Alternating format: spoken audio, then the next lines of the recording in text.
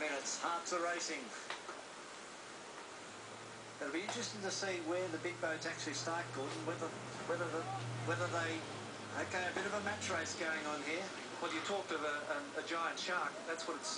they're stalking each other, aren't they, at the moment, Langman and Mark Richards? The interesting thing is that Michael Coxon and Ian Murray are best of mates, and apparently there was phone calls going on last night about what your tactics going to be at the start. So with 4 minutes 30 to go, it looks like that most of the boats, the big boats, are certainly at the Chowder Head side of the harbour, the western side of the harbour, so they're looking at starting at the top end of the line.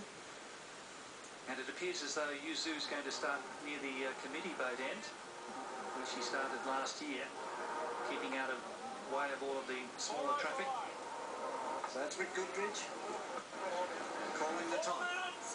Cattle farmer from Texas in Queensland. He's done it very tough with the floods. Sailed with Ian Murray on the Kookaburra America's Cup campaigns in 1987. Lane Beachley operating the buttons for their power winch. That is Phil Kearns down there on that grinder with the white sunscreen. I think we've got to have it up just in case though, mate. Phil Waugh, I should say. Phil Waugh, yes. Phil Kearns also on board, former Wallaby captain. So, at the moment, both Wild Oats and Loyal are over the start line, so they're coming in on starboard. So they're both over the line. That yellow... So this is interesting. There's a match race going on here. There's another 85 boats out there, boys. And they both clearly want that pin end of the line. Now, you've got to say that Wild Oats 11 has won the start for the last 5 years in a row. They didn't get round the rounding mark at the heads last year, but due to a bad jibe, and Alfa Romeo snuck through. But Wild Oats 11, with just over 2 minutes 40 to the start of the 2010 Rolex Sydney Hobart.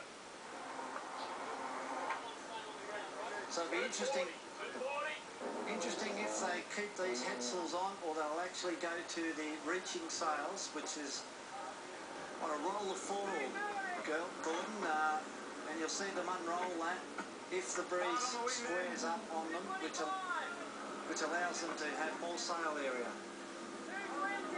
The most exciting part of the race, just before the start. And you've got these two Super Maxi monsters eyeballing each other.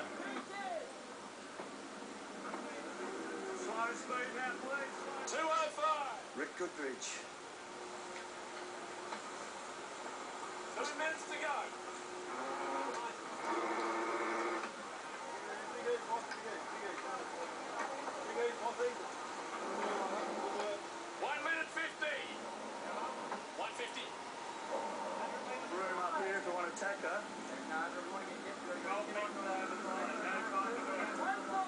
Michael Coxon on the left. There we are, here we can smoke over the top of that.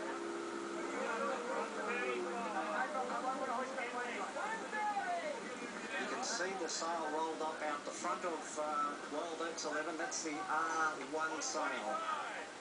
So they do intend to use that after the start. 120, 120.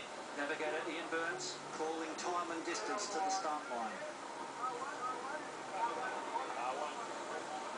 So you're pretty relaxed. A wry smile. Fresh Burns, he's been there before.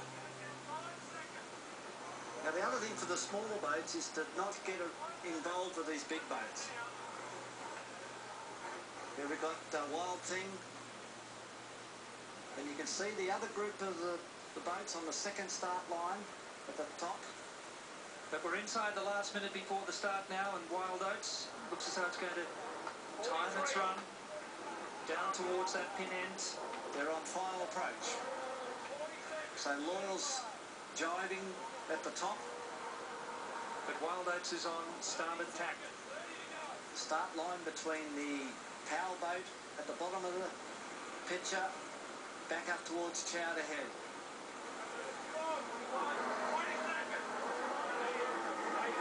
Final approach. Wild Thing closest. This is Yuzu on the left. Wild Thing very early. That is the committee boat, not the yellow marker boy. So you'll start hardening up now. Well, okay, they're away. Very close. Were there a couple over? And Wild Thing certainly right on the border, but a very good start right at the pin end there. And For Loyal, and Wild Oats also in clear air. So those two will be accelerating down towards that pin end, and down goes the foot on Wild Oats. You saw Wild Thing at the bottom of the screen. They're very slow. It was a little bit early. So now they're unfurling the R1 or R2. I just haven't picked it up at this point.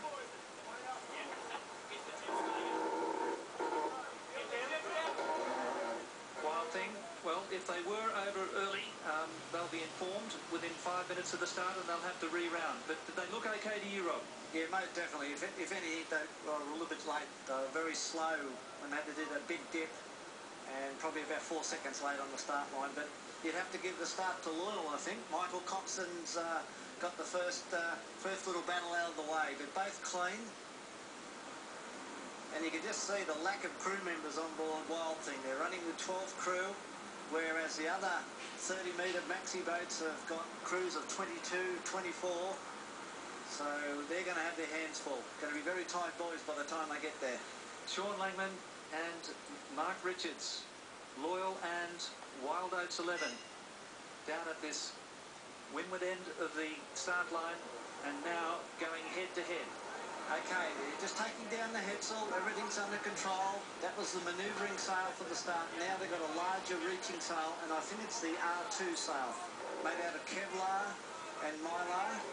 And here's Loyal yet to set their reaching spinnaker. You can see that sail that's right out on the end of the bowsprit there. That is their reaching sail. Now they're just holding off here to see whether or not they want to use that sail or not. Looks like there's a bit of activity. Got to keep the heel on because we're going to hit the bottom. Did we hear that? 1.9 metres below Loyal's keel and the bottom. So he said we have to keep the heel on. Well, trim up there, boys. 6.5 metres draft on Loyal, whereas Wild Oats is 5.5 metres. So only 1.5 metres underneath the keel of Loyal. Superior acceleration from Loyal and also Wild Oats 11 in the early stages. Breeze is softening. So they're coming down the lee shore, the western shore of Sydney Harbor.